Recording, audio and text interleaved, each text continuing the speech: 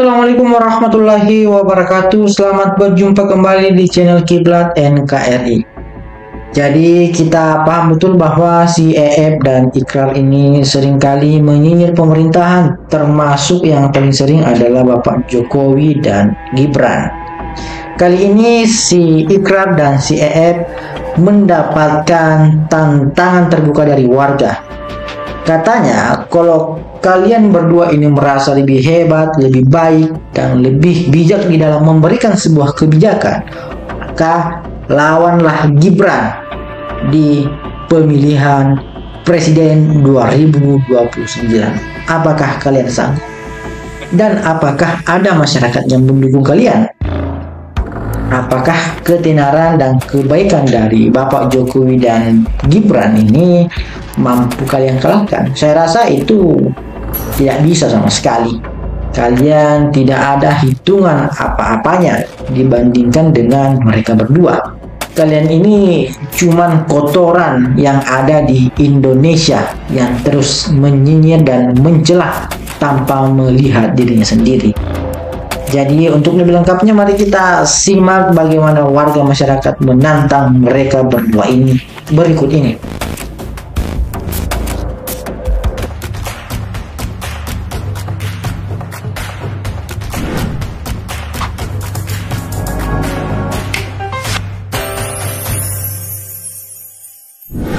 Untuk 0% presiden result itu adalah satu ikhtiar perjuangan yang panjang. Dari sini kan nanti banyak tokoh-tokoh yang punya kesempatan melalui 0%-nya presiden threshold. Sampean ya iso Kang EF, daripada sampean mengatakan yang tidak terhadap Mas Gibran.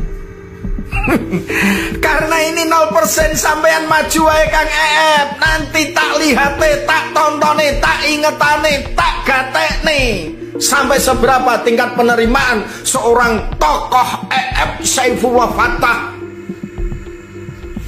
oleh bangsa Indonesia ini, oleh rakyat Indonesia ini. Jadi kekritisannya itu nanti biar dibuktikan. Ayo buktikan Kang EF. Oke, mantap. Saya menolak Gibran. Saya tak ingin Gibran jadi wakil presiden saya. Gibran adalah anak kandung nepotisme. Sesungguhnya ia belum memenuhi syarat untuk disebut sebagai orang yang sudah cukup bekerja dan karena itu layak untuk diberi kepercayaan lebih besar. Menyangkut Gibran, tidak ada bukti yang cukup untuk mengatakan ia pemimpin yang layak. Wajar warga negara seperti saya menolak Gibran. Bukan sentimen pribadi. Keluarga besar saya tidak ada urusan dengan keluarga besar Jokowi. Bukan itu masalahnya. Masalahnya adalah bangsa Indonesia jauh lebih besar dari satu keluarga. Menurut saya, dugaan saya nih, nanti kita lihat ya benar apa enggak. Dugaan saya, komunikasi publik presiden kalau Prabowo jadi presiden akan sangat dominatif, bukan hegemonik. Hegemonik tuh kayak Jokowi gitu loh. Dan kadang-kadang dia tidak malu, orang yang hegemonik tidak malu. Kadang-kadang dia berdebat dengan dirinya sendiri secara sengit gitu. Anak saya tidak akan ada satupun yang ke politik gitu. Setelah itu dia fasilitasi bahkan sampai mengubah undang-undang gitu. Berbalas pantun dengan dirinya gitu. Tapi dengan wajah yang tidak berbahaya gitu. Mereka yang hegemonik itu lebih sulit dilawan karena ada terlalu banyak wilayah abu-abu dalam arena tempat kita berjuang itu. Tapi mereka yang berkarakter dominatif mengecilkan warna abu-abu dan menjadikannya hitam dan putih. Dalam konteks itu saya kira film-film semacam Dirty Voters itu bisa bermunculan, akan banyak sekali dalam 5 tahun ke depan kalau ternyata memang Prabowo Gibran yang jadi presiden. Karena orang tidak punya pilihan selain mengatakan sesuatu secara tegas bahwa dia putih. Karena yang harus dilawan memang sudah jelas hitam legam gitu. Karena itu penggalangan civil society itu menurut saya akan semarak 5 tahun ke depan. Tetapi yang kemudian terjadi adalah inilah ujian bagi banyak sekali aktivisnya. Berhadapan dengan pemimpin hegemonik, mereka dimanjakan karena tidak perlu menjadi pejuang dengan resiko besar. Karena mereka cukup bermain di wilayah abu-abu sudah jadi pahlawan. Tetapi sekarang harus menarik diri jadi putih karena yang dihadapi hitam. Resikonya lebih besar dan kata-kata tidak boleh lagi terlalu banyak eufemisme dan gaya bahasa yang berlebihan gitu. Tetapi menurut saya ini berkah. Artinya semarak lagi perlawanan. Kita dimanjakan oleh karena suasana hegemonik itu. Akan ada gerakan mahasiswa dan masyarakat di kota Solo yang juga topiknya adalah adili Jokowi, itu masih terus akan terjadi. Ya, kita bisa lihat ya, mengapa gerakan-gerakan ini muncul. Ini bisa saja merupakan awal dari gerakan sebuah reformasi politik. Mohon izin, Prof. Coba didetek tiap kampus, Prof. Tiap kampus didetek apakah gerakan-gerakan ini murni aktivis kampus atau mohon maaf dalam tanda petik ada yang dompleng. Ini tolong dicek dulu. Kenapa? Kan kalau dulu itu karena murni dan itu benar-benar menyuarakan hati nurani masyarakat, rakyat. Kalau sekarang, nah ini memperjuangkan atau menyuarakan aspirasi siapa? Nah rakyatnya aja belum jelas. Aktivis mahasiswanya aja juga tidak solid dalam satu kampus itu sendiri. Nah ini saya rasa masih perlu diuji lagi, Prof. Yeah.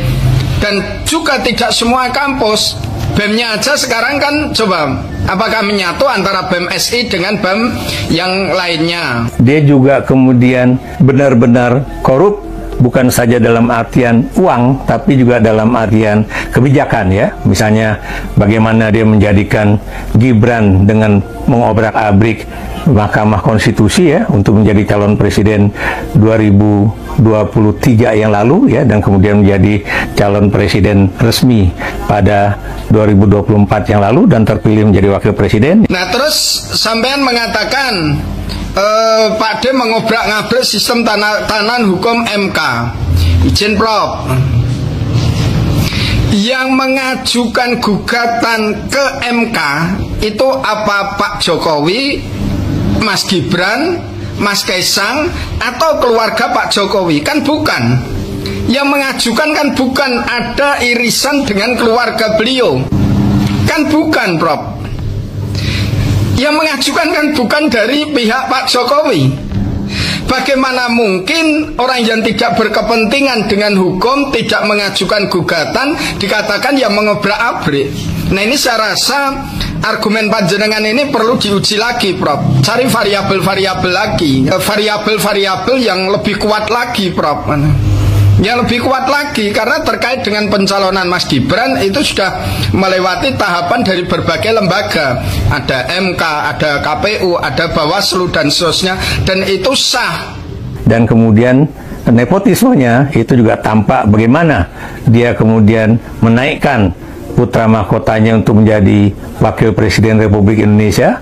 Kemudian Kaisang tadinya juga ingin dia jadikan menjadi calon gubernur pada pilkada 2024 yang lalu ya, dan kemudian menantunya juga bukan cuma didukung tapi juga direkayasa politik ya untuk kemudian bisa menjadi calon gubernur Sumatera Utara dan terpilih.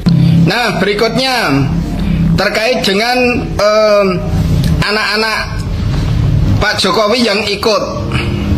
Terus sampean akan membuat satu persamaan dengan KKN ini. Prof, keikutsertaan anak-anak Pak Jokowi adalah keikutsertaan di dalam kontestasi politik. Ini tolong diperhatikan itu. Kontestasi politik ditawarkan kepada masyarakat untuk dipilih. Nah sekarang kalau sampean punya pendapat seperti itu harusnya bisa memberikan pengaruh kepada masyarakat untuk tidak memilih Mas Gibran, untuk tidak memilih Pak Bobi. Tapi pada kenyataannya masyarakat kan memilih, Prof. Bagaimana mungkin ini dikatakan sebagai satu KKN? Kalau Prof memang benar-benar seorang yang sangat kritis Kalau benar-benar orang yang sangat kritis sebagai akademisi, kritiki aja Pak Prabowo karena mengangkat adiknya si Hasim untuk menjadi staf khusus. Itu kenapa sampean malah diamkan? Lah ini yang sudah kasat mata, cetok wela-wela dan sekarang lagi jabat. Berani nggak kritik pemerintahan Pak Prabowo Gibran karena Pak Prabowo selaku presiden mengangkat adiknya. Ini diangkat loh Prof, bukan dipilih.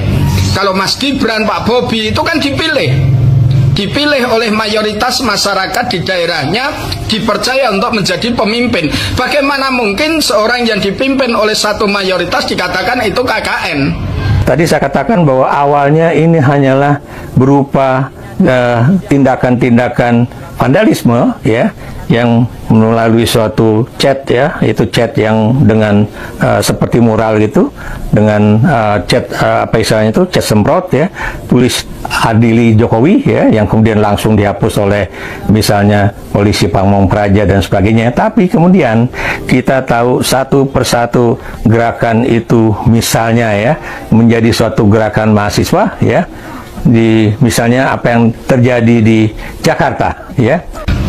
Saya mohon maaf ya, mohon izin kepada seluruh pihak. Ini terkait dengan ekspresi nurani yang pengen disampaikan, bahkan terkait dengan beberapa mural yang ada di berbagai tempat, di berbagai kota. Ini kan juga sudah ditanggapi Pak Jokowi bahwa itu adalah satu bentuk ekspresi menyampaikan satu unek-unek yang ada di hatinya.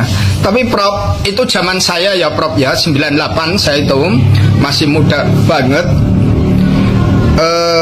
Senang yang kayak gitu Prof. Saat itu Prof. Kenapa? Karena belum ada medsos Bro. Belum ada medsos. Mau WA yo nggak bisa, mau TikTokan nggak bisa, mau IG nggak bisa, mau ini nggak bisa. Dan perlu diketahui Prof, saat itu kalau kita diskusi bahas Pancasila, bahas negara, bahas pemerintahan, kan Prof juga tahu kondisinya seperti apa. Kalau Prof sih di kampus enak-enak, paling ngomong-ngomong ngajar gitu. Tapi yang di lapangan Prof, saya itu sampai merantau kan karena akibat reformasi dulu. Makanya sekarang di luar Jawa kan itu. Iya kan? Maka langkah yang dilakukan adalah sambil sembunyi-sembunyi membuat coretan-coretan. Dan itu terinspirasi oleh apa Prof? Oleh lagunya Ivan Fals, coretan dinding. Itu. Nah sekarang saya jadi balik tanda tanya. Kalau anak-anak muda sekarang, generasi muda sekarang, generasi milenial atau generasi Z atau generasi Alpha yang sekarang, mereka itu kayaknya sih nggak begitu membutuhkan yang media itu, Prof. Mereka pakai medsos, mereka pakai IT. Saya jadi berpikir jangan yang melakukan itu malah seusiaku. Berarti sudah 50 tahun, 50-an tahun. Izin ini mohon maaf ya, tapi apapun saya menghargai, saya juga menghormati, saya sangat bisa mengerti adanya beberapa mural-mural yang ada di berbagai tempat. Itu sah-sah saja, itu juga nggak apa-apa. Terus apakah hal ini nanti akan bisa mempengaruhi? Pertanyaannya kan gitu ya Prof ya. Nah ini nanti bisa mempengaruhi atau tidak Prof ya? Itu saya rasa terkait dengan kecepatan, ketepatan dan ketelitian dalam mencari bukti, fakta dan informasi. Nah sekarang lebih cepat mana? Anak-anak sekarang, anak muda sekarang lebih cepat melihat muralnya atau lebih cepat dia mainkan medsos?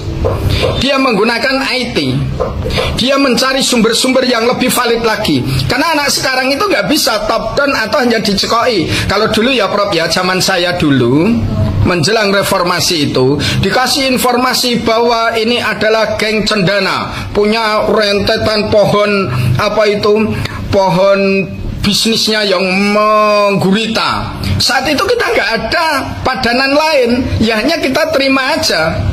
Apa itu yang ada di bukunya Jos Aji Condro dan seterusnya itu? Kita hanya nerima, karena apa? Kita nggak ada sumber-sumber lain lah. Kalau sekarang, masyarakat sekarang, apalagi anak-anak milenial sekarang, mahasiswa sekarang, pelajar sekarang, pemuda sekarang, dapat informasi gini, langsung dia cukup pakai HP, mencari apa benar yang disampaikan di mural itu, apa benar yang disampaikan Prof. Ikrar itu, dan seterusnya, sehingga mereka tanpa diberi petunjuk untuk mengambil kesimpulan, mereka sudah punya kesimpulan. Nah, kurang lebih seperti itu tadi videonya. Semoga video ini bisa bermanfaat dan menambah wawasan kita. Assalamualaikum warahmatullahi wabarakatuh.